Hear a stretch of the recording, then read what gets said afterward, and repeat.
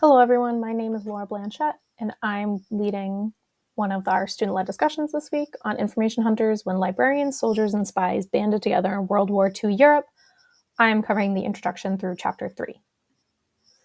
Some of the main points are how does war impact the library and information field, and how ordinary quote-unquote librarians could impact the fate of the war. Archibald MacLeish over there, we're going to see is kind of considered an ordinary person. He does end up running the Library of Congress, but how are librarians part of this? Themes and topics throughout chapters 1 through 3. How far is too far when collecting materials in wartime? The Eurocentricity of collecting materials during World War II.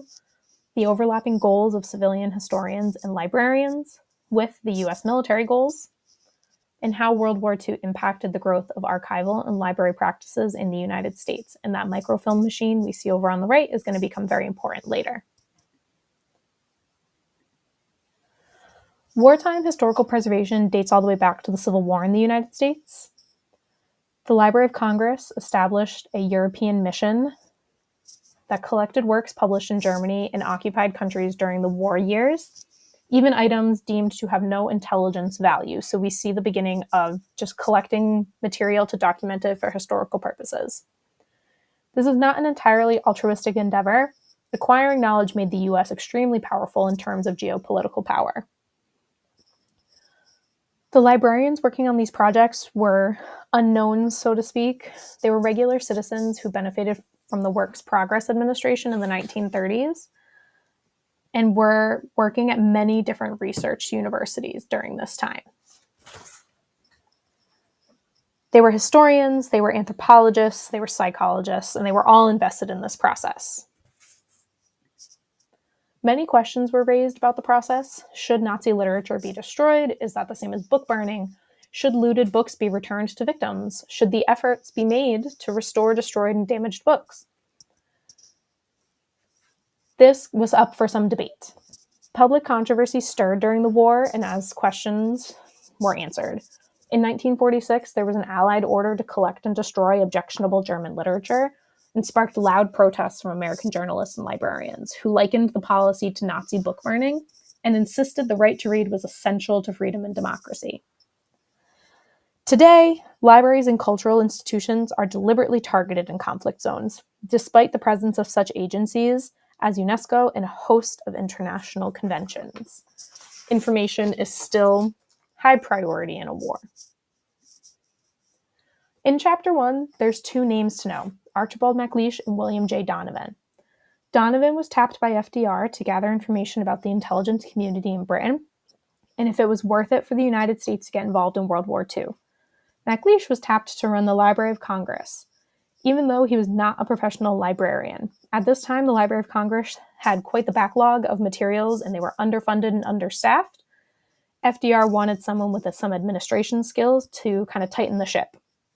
Together, Donovan and MacLeish proposed the first American intelligence agency with a focus on understanding and mobilizing against threats to the United States. We see a new sense of purpose that had arisen in the interwar years, characterized by both national ambition and internationalist commitment. So the United States is really at a crossroads of making themselves the greatest nation, but also the international commitments that they'd gotten themselves into pre-World War I and post-World War I. The information science world at large was faced with the question of how to document and organize these materials given the new modern developments within the field. The big question was, where does the information lie and what's important?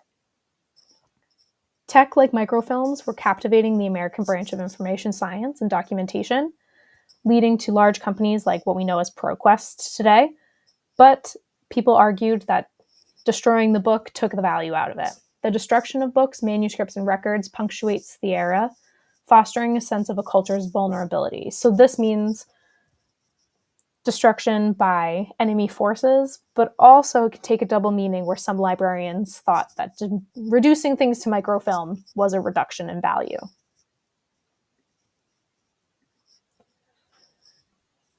Some libraries, and some examples as a casualty of war, the University of Leuven Library, both world wars it was targeted. First, it's destroyed by the Germans when they captured Leuven, Belgium in August of 1914. The Treaty of Versailles that ends World War I includes a provision for rebuilding the library, but also just generally punishes Germany.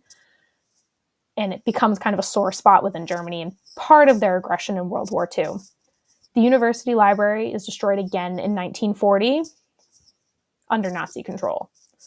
The Nazi book burnings really outraged Americans at the start of World War II. There's thousands of demonstrations and protests against them, and it had a major impact on the international book trade, which impacted American collection development and divided librarians over whether or not America should join the war. They could no longer be impartial. As MacLeish said, the keepers, whether they wish so or not, cannot be neutral. There had to be a decision made about how they wanted to respond. Here we start to see some of our relatively unknown librarians participating in the war effort. Maria Josepha Meyer is kind of an unknown librarian. She was reporting on German cultural destruction from the front lines of occupied Paris in 1940. She stayed until it was a little too dangerous and then returned to the United States. But she was collecting what materials she could, using whatever connections she had, and sending detailed reports back to the US government. She's going to be the spark and part of the spark of some of these librarians who were already doing this work, who were not under some kind of organized system where their reports were going to be controlled and read in full.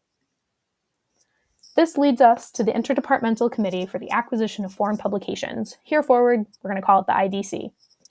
They had a goal of sending microfilm specialists to Europe to collect print publications and information. It had to find serviceable microfilm cameras, acquire scarce rolls of celluloid film, and train camera operators, which were not all common skills in this time period. Eugene Power, the owner of University of Microfilms International, steps in to help. That's going to become ProQuest today. And IDC members were trained in microfilm collection and then were sent to neutral cities like Stockholm to collect information. Adele Kirby was one of the most experienced in microfilm, and as well as living abroad, and became an integral part of the information collection in Stockholm. She provided an immense amount of microfilms to the US government, and she had many contacts that she was not willing to give up, much to the annoyance of the IDC men in charge of her, asking more and more questions when it would have endangered her collection. Kirby and other IDC members in these neutral cities worked closely with the press reading bureaus that were set up by the British intelligence. The press reading bureaus would get the information, like a newspaper article, summarize it, and it was difficult to then get the documents to London. This is where the Americans came in. The British supplied the publications through their network of subscribers and news dealers, and the Americans brought the microfilm equipment and technical staff. Not just in neutral cities deeper into Europe like Stockholm, but Portugal and Lisbon became a hub of information after Portugal declared neutrality in the war. They did have a treaty with Britain, which kept them neutral, but they had a dictator, so they had some fascist sympathies. They're going to play both sides. American agents, though, were very unprepared for the information climate in Portugal and relied on sympathetic locals to help them.